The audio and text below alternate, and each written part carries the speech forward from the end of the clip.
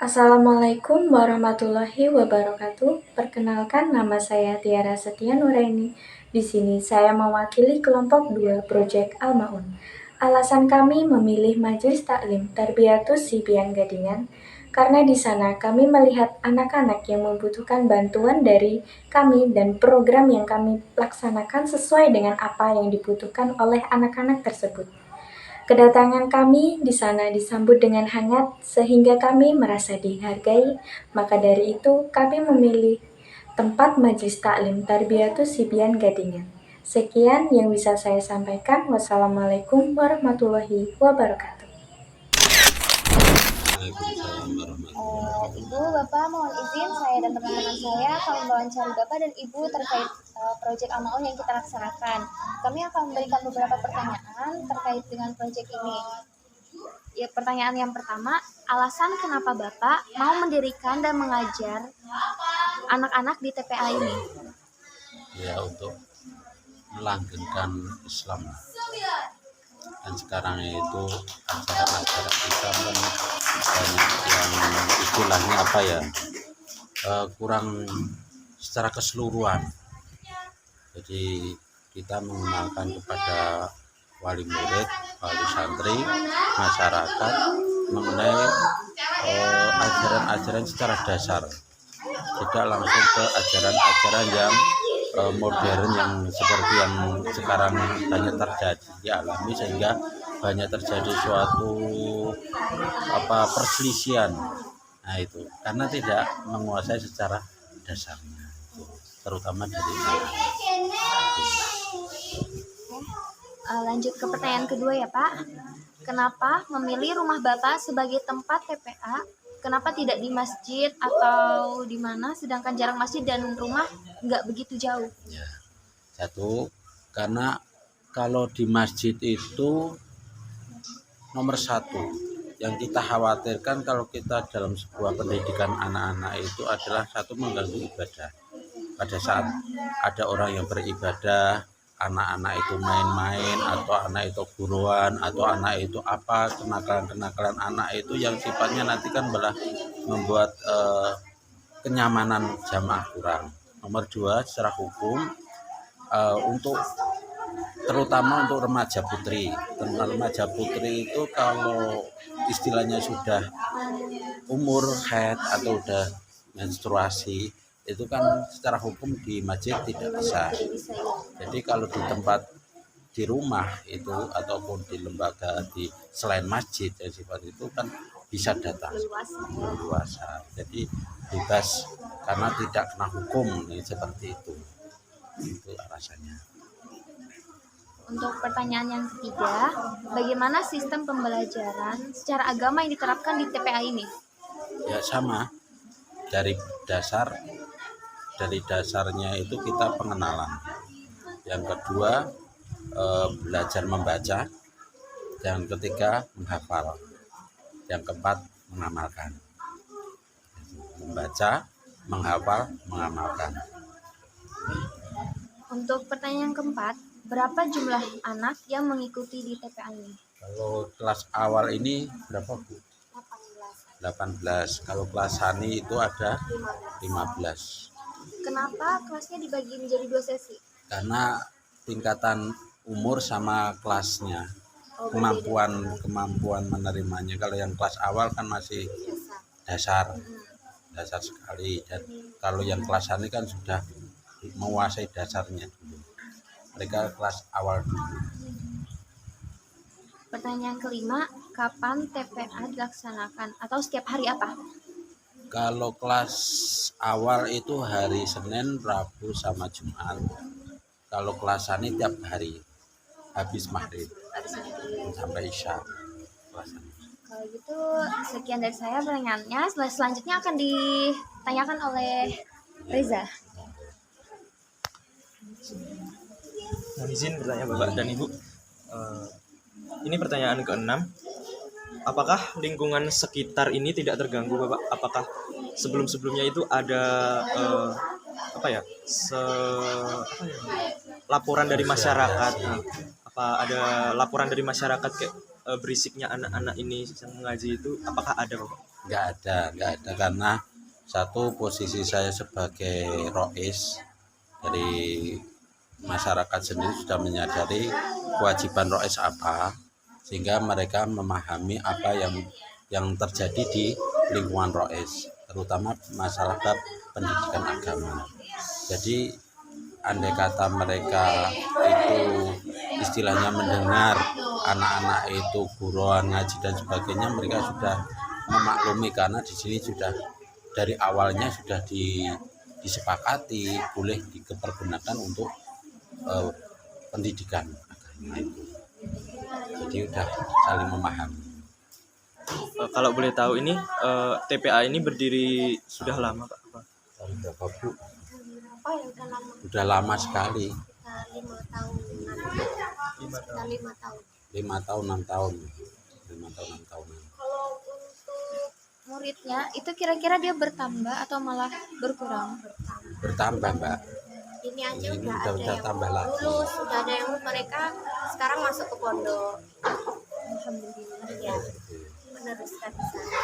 Karena yang namanya pendidikan kita kan, kita sistemnya tidak dipungut biaya Mbak. Jadi orang tua datang, masyarakat ke kita, udah kita kelola. Nanti secara apa kebutuhan itu ya kita usahakan, kita musyawarahkan kepada semua wali santrinya, kepada orang tuanya, gimana ini mau ada kegiatan seperti ini, kita di share ke grup wali santrinya. Itu seperti itu. Jadi harapan kita itu agar orang tua itu semangat untuk menyerahkan anak-anak mereka ke masyarakat untuk kita didik, ya secara tidak langsungnya akan diuntungkan, udah gratis dan anak-anak mereka dididik secara benar-benar secara sesuai tujuan mereka. Seperti itu. Baik, apa sih Pak yang melatar belakangi Bapak dan Ibu ini mendirikan TPA ini? Ya lingkungan Mas, lingkungan, karena kita merasa prihatin kalau anak-anak itu nggak tahu ngaji, itu aja istilahnya, ya jatuh secara lingkungan, kebiasaan mereka, dan dampak dari teknologi itu sangat besar sekali Mas. Kita sendiri merasa belum mampu untuk mengimbangi negatifnya teknologi sekarang. Bahkan pengaruhnya itu lebih besar teknologi daripada ngaji. Apa yang menjadi kebiasaan mereka, tingkah laku, ucapan, kebiasaan harian mereka adopsi bukan dari tempat pendidikan, yang bahkan terbalik, di mana mereka mengadopsi dari HP, dari teman-teman mereka bergaul, dibawa ke ngaji. Itu yang harus kita gembleng di situ Mas, kita olah lagi. Jadi secara tidak langsung dampak seperti ini biasanya apa yang menjadi kebiasaan mereka dari keluarga itu sudah satu masalah yang harus kita olah, kita benarkan. Tambah lagi ada pengaruh-pengaruh yang lain, itu alasan yang sangat-sangat kita perhatikan sekali. Selanjutnya itu apakah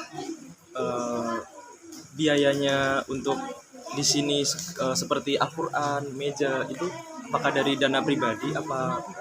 Awalnya ya dari dana pribadi, karena kita merasa prihatin, terus kita berusaha mengumpulkan dengan kemampuan kita sendiri. Setelah itu berjalannya waktu, ada suatu kelompok wali santri yang mengusulkan dibentuk sebuah grup. Di situ kita bisa langsung mengutarakannya, kebutuhan apa pada saat anak-anak itu membutuhkan. Seperti itu. Jadi secara sistemnya, administrasinya mereka mengelola sendiri. Jadi dari kelompok wali santri ini bermufakat dan setiap bulannya itu mereka menabung 5.000 untuk kegiatan-kegiatan yang nanti dipergunakan untuk kegiatan pengajian. Selama mengaji di sini itu apakah ada kendala? Banyak Mas, namanya kendala itu banyak. Namanya satu yang utama itu adalah yaitu gimana kita itu membenarkan ataupun merubah dari kebiasaan anak-anak itu yang paling sulit. Karena setelah waktu di ngaji mungkin bisa, tapi setelah keluar dari ngaji ada temannya udah seperti mereka lagi. Seperti itu satu. Yang keduanya secara waktunya itu kita sendiri merasa kurang, jumlahnya banyak, waktunya cuma segini, harus menyampaikan materi seperti itu sehingga kurang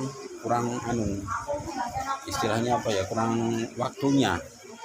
Tapi kalau kita menyampaikan ke orang tua, yaitu nanti kendalanya masalah mereka sebagian besar sekolah, kegiatan sekolah dan sebagainya. Jadi kita mengikuti sehingga kita materinya langsung tidak satu khususan gitu. Ya, satu hari ini materi membaca, hari ini materi menghafal dan sebagainya, seperti itu.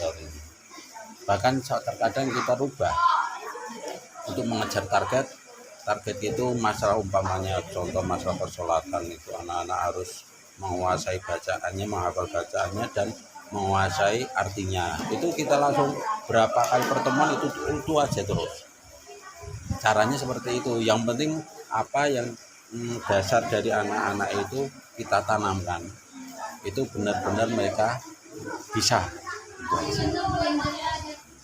Selama mengajar di sini itu apakah ada keluh kesah dari Bapak dan Ibu?